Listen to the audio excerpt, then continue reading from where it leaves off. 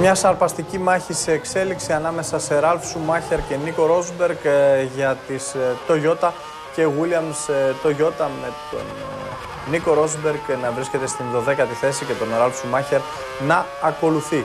Ο Λιούις Χάμιλτον με 1.43.831 σημειώνει τον ταχύτερο γύρο. Η διαφορά του από τον Κίμι Ραϊκόνεν, όπως πράγματι είπες Παναγιώτη, είχε πέσει στο μισό, στα 4,1 δευτερόλεπτα, έχει ανέβει ξανά στα 4,5. Ο Χάμιλτον δείχνει να ακολουθεί έναν δικό του διαφορετικό αγώνα. Λέει βροχή σε 10 λεπτά. Είναι χαρακτηριστικό από τα πλάνα μέσα από το κόκπιτ ότι πλέον έχει αρχίσει να στεγνώνει λίγο η αγωνιστική γραμμή.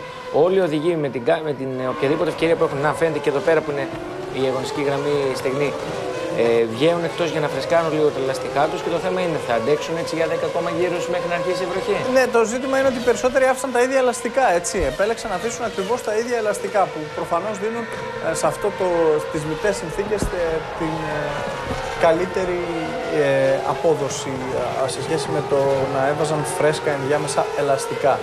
Όλοι λοιπόν έχουν κάνει αυτή την επιλογή, θα περάσουν 10 γύροι ακόμα προτού έχουμε ξανά βροχή, οπότε το ερωτηματικό είναι για πόσο θα αντέξουν αυτά τα ελαστικά στην πίεση.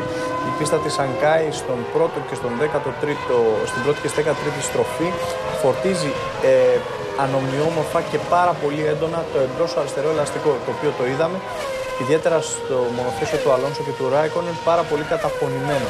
Εδώ ο Ρόσμπεργκ βλέπει τον Ραλφ Σουμάχερ να έχει κολλήσει πίσω του, αλλάζει μια φορά γραμμή όπως το δικαιούται. Ο Ραλφ έχει πάρει τώρα την καλή γραμμή, ο Ρόσμπεργκ κρατάει την εσωτερική. Να δούμε τι θα γίνει εδώ. Περίεργος είμαι. Ο Ραλφ Σουμάχερ καταφέρει να στρίψει πλάι-πλάι. Απίστευτη μάχη εκεί με τον Ρόσμπεργκ και ξαναβγαίνουν στην ευθεία μαζί. Λογικά ο Γερμανός έχει περάσει. Έτσι ακριβώς, έχοντας πλέον μπροστά του τον Τόνιο Λιούτσι, που είχε την αίσθηση Παναγιώτη ότι αν καθυστερήσει το φρενάρισμα θα άρπαζε και αυτόν. Πράγμα το οποίο φυσικά δεν γινόταν σε εκείνο το σημείο. Λιούτσι που είναι σίγουρα πιο βαρύς. Η πρώτη τετράδα με Χάμιλτον, Ράικονεν, Μάσα και Αλόνσο έχουν μπει για τους δικούς τους ανεφοδιασμούς. Οι επόμενοι 4 με τις δύο BMW, τον Βέμπερ και τον Φέτελ, δεν έχουν κάνει ακόμα ανεφοδιασμό και ακολουθούν βεβαίως η Κούλθαρτ και η Λιούτσι που έχουν επισκεφτεί τα πιτ και ο Ραλφ τον οποίο βλέπουμε.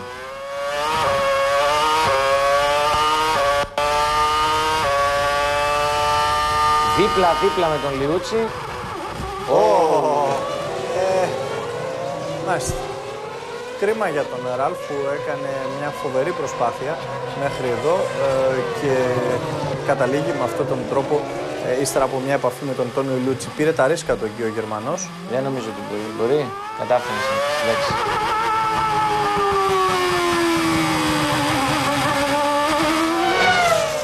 Θα χρειαστεί η μηχανική της Toyota μέσω των δεδομένων της τηλεμετρίας να σιγουρευτούν ότι δεν υπάρχει κάποιο πρόβλημα στο μονοθέσιο.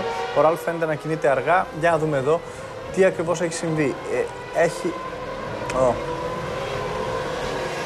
Έχω την αίσθηση ότι ο Λιούτσι εκεί είχε χώρο να κινηθεί δεξιά του, αλλά δεν είχε κανέναν ενδιασμό να ακουμπήσει τον Ραλφ Σουμάχερ. Ας αφήσουμε από αυτή την κάμερα δείχνει ότι είναι racing incident καθαρά, δηλαδή ότι είναι αγωνιστικό συμβάν, δεν υπάρχει συζήτηση. Για να δούμε εδώ.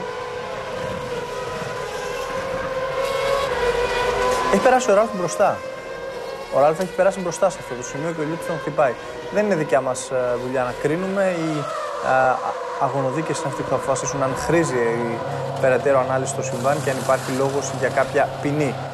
Μάλιστα, είναι ο πρώτος που βλέπουμε να βάζει ελαστικά για στεγνό οδόστρωμα. Ο Μαρκ Βέμπερ, 6,7 ανεφοδιασμός. Ενώ περιμένουμε βροχή σε 10 λεπτά. Και αλλαγή στις ρυθμίσεις στην εμπροσπέριδα. Ναι, και άλλο σκεφτόμουν τώρα εγώ Παναγιώτη. 23 γύρω, απλά ήταν μακρύ το πρώτο του stint. Δεν πρόκειται να κάνει έναν εφοδιασμό.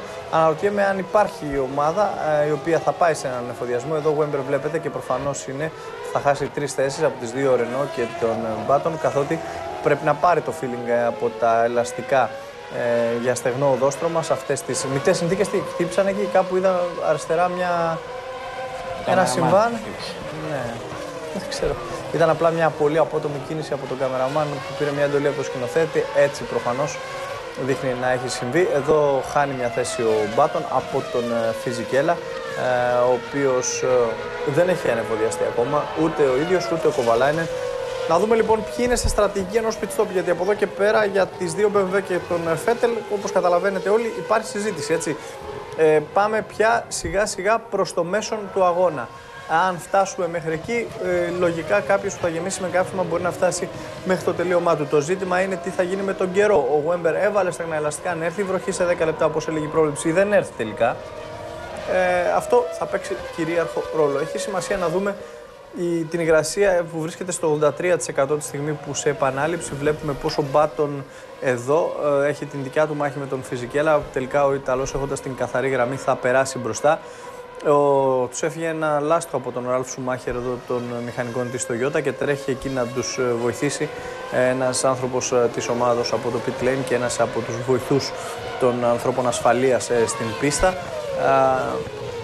Το ζήτημα είναι ότι ο Ραλφ Σουμάχερ, που πάλεψε πάρα πολύ σε αυτόν τον αγώνα, βλέπει τις προσπάθειές του να παίρνουν μια αρνητική τροπή μετά την επαφή του με τον Βιταντόνιο Λιούτσι. Αρνητική τροπή, η οποία είχε ξεκινήσει μετά την επαφή που είχε στους πρώτους γύρους του αγώνα. Είχαμε συνηθίσει να βλέπουμε τον Βούρτς ή της Williams Toyota να δίνουν μια μάχη και τώρα, βλέποντας τον μόνον του, αναρωτιέται κανείς αν έχει συμβεί κάτι στον Άλεξ Βούρτς, ο οποίος είναι πίσω έναν γύρο από τον πρωτοπόρο Λιούις Χάμιλτον στην 19η θέση και μπήκε μόλις για ανεφοδιασμό. Θυμίζουμε στον πρώτο τελευταίο ταχύτερο γύρο από τον Βούρτς. Μάλιστα. Έχει βάλει μετά το pit stop του προφανώς τα λάστιχα για στεγνό δόστρωμα. Είναι χαρακτηριστική άσπρη αυλάκωση και μάλιστα την πιο μαλακή γόμα. Και γι' αυτό το λόγο ο Αυστριακός αυτή τη στιγμή έχει τη δυνατότητα να γυρνά νωρίτερα από τον Λιούις Χάμιλτον. Την ίδια στιγμή ο Μάρκ Wember έπεσε και πίσω από αυτή την τριάδα. Δεν έχουμε δει ακόμα χρόνο.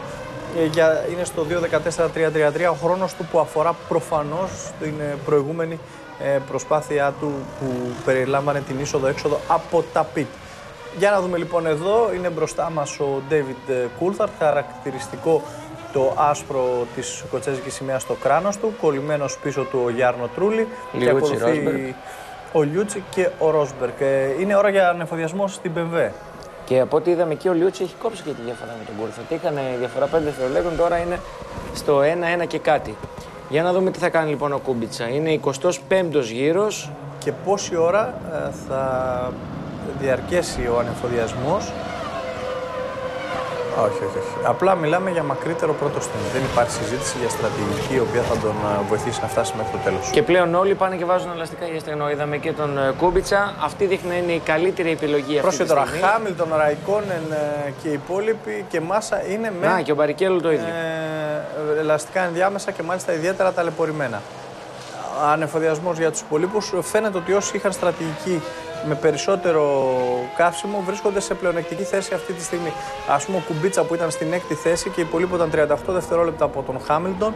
Τώρα μπαίνοντας να αλλάξει ελαστικά, δείτε εδώ γλιστρήματα από Μάσα και Αλόνσο. Τα ελαστικά τους είναι σε οριακή κατάσταση, το καταλαβαίνετε. Ο Αλόνσο δείχνει να έχει μαζέψει πάρα πολύ διαφορά από τον Βραζιλιάνο. Θα επιχειρήσει προσπέρασμα. Ανοίγει τη γραμμή του. Ο Μάσα δεν έχει δικαίωμα να κάνει δύο κινήσεις. Έκανε μία στο εσωτερικό. Ο Αλόνσο έχει πάρει κεφάλι. Για να δούμε στα φρένα. Οριακά και για το Μάσα βγαίνει εκτός γραμμής. Και ο Αλόνσο έχει τη φόρα να περάσει. Ο Μάσα βγήκε εκτός γραμμής. Έκανε λάθος. Ο Αλόνσο έχει καθαρά τη φόρα για να περάσει. Ο Μάσα δεν το βάζει κάτω. Προσπαθεί. Δεν υπάρχει πια θέμα. Έχουν φύγει εδώ και ο Μάσα πήγε για pit stop.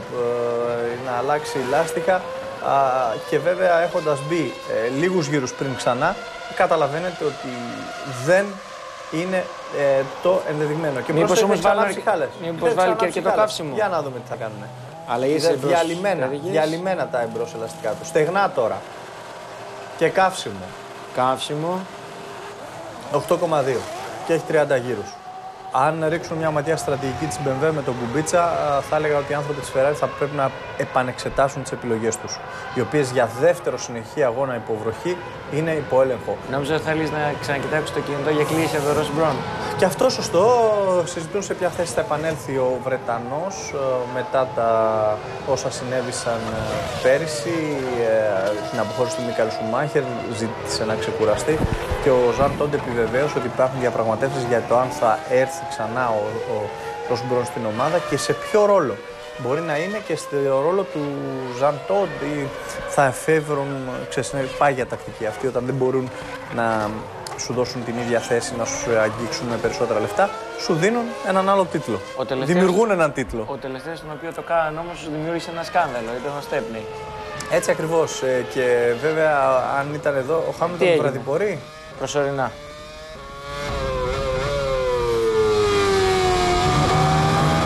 δείχνει. Ο Ραλφ ξανά. Εντυπωσιακότατο, αλλά ακούμπησε τον κάμεραμαν εκεί. Κοιτάξτε εδώ τον Ράικονεν, ο οποίος έχει κολλήσει πίσω από τον Χάμιλτον. Υπάρχει πρόβλημα με τον Χάμιλτον εδώ. Τα 4 δευτερόλεπτα έχει διαλυθεί η Spiker εδώ του Άντριαν Σούτιλ. Το ζήτημα είναι τι έχει γίνει και αν αυτό έχει επηρεάσει και τον Ραλφ Σουμάχερ. Αγώνας τέλος για τον Γερμανό. Και ο Αλόνσο βγήκε εκτός πίστης στο συγκεκριμένο σημείο. Έδωσε μια καλή παράσταση πριν από αυτό. Πού έχει μείνει η Spiker είναι το θέμα, γιατί βλέπουμε όλους τους Κινέζους να σηκωθεί στη μεγάλη ευθεία. Μήπως είναι σε επικίνδυνο σημείο. Ο Χάμιλτον πώς έχασε όλη αυτή τη διαφορά. Εκείνο είναι ένα μεγάλο ερώτημα. Βλέπω τον προηγούμενο γύρο του στο 1.50. Και χάνει εδώ την πρωτιά των Ράικονεν δίπλα-δίπλα. Με τη βροχή να φαίνεται να ξαναπέφτει, φοβερή μονομαχία του Χάμιλτον που διατηρεί τη θέση του από τον Κίμι Ράικονεν προς το παρόν. Να λοιπόν που ποτέ μην λες ποτέ, όλα μπορούν να συμβούν και έχουμε ακόμα πολύ δρόμο μπροστά μας και μερικά replay τα οποία περιμένουμε για να το τι έχει συμβεί εκεί. λυθούν οι απορίες μας. Ο Χάμιλτον έχει χάσει 2,5 δευτερόλεπτα από τον Ράικονεν μόνο στον τελευταίο γύρο. Ήταν ένα λάθος ή υπάρχει κάποιο πρόβλημα με το μονοθέσιο της McLaren Mercedes? Είναι θέμα ελαστικών. Ο Ράικονεν δείχνει ότι είναι σε θέση να περάσει και προφανώς έχει και την ωριμότητα και την ψυχραιμία. Κοιτάξτε εδώ τώρα. Είναι αυτό που σας λέω, στον προηγούμενο γύρο 2,3 δευτερόλεπτα.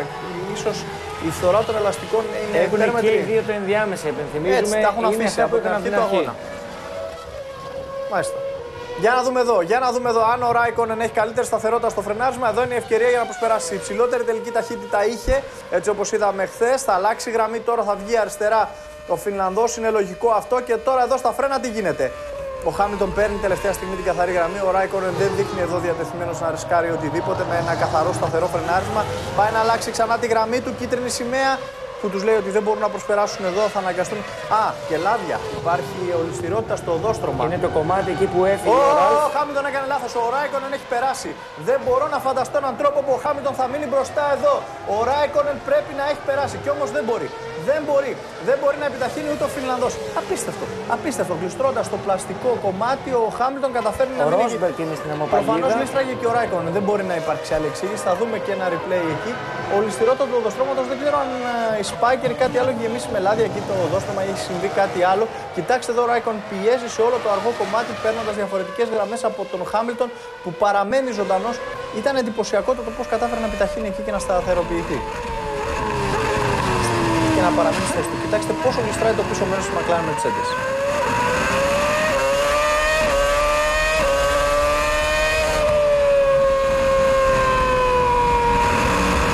Και βλέπουμε όλο και περισσότερες σταγόνες. Συναρπαστική πραγματικά η εξέλιξη στο κινέζικο Grand Prix. Ο Ράικονεν προσπάθησε να πάρει άλλη γραμμή, να πάρει την εσωτερική. Εδώ θα περάσει. Θα περάσει. 1, 2, 3 θα περάσει. Και πραγματικά για έναν ακόμη λόγο ο Φινλανδός αξίζει τα εύσημα, δεν ρίσκαρε τίποτα και χρησιμοποίησε τη φαντασία του. Βρήκε εκεί που ίσως δεν περίμενε ο αντίπαλός του τον τρόπο να αλλάξει γραμμή και από το βρεγμένο να πατήσει και να περάσει μπροστά. Όλοι νομίζω καταλαβαίνουν ότι από εδώ και πέρα η διαφορά ανάμεσα στο Ράικονεν και στο Χάμιλτον θα ανοίξει.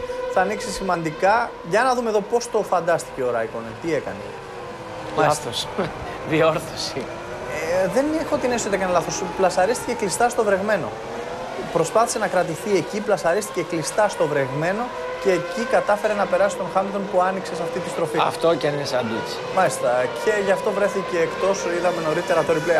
Δεν είναι μόνο ο Ρόσμπεργκ. Θα χάσει την πορεία του. Κοιτάξτε εδώ από την εσωτερική και ο Kovalainen.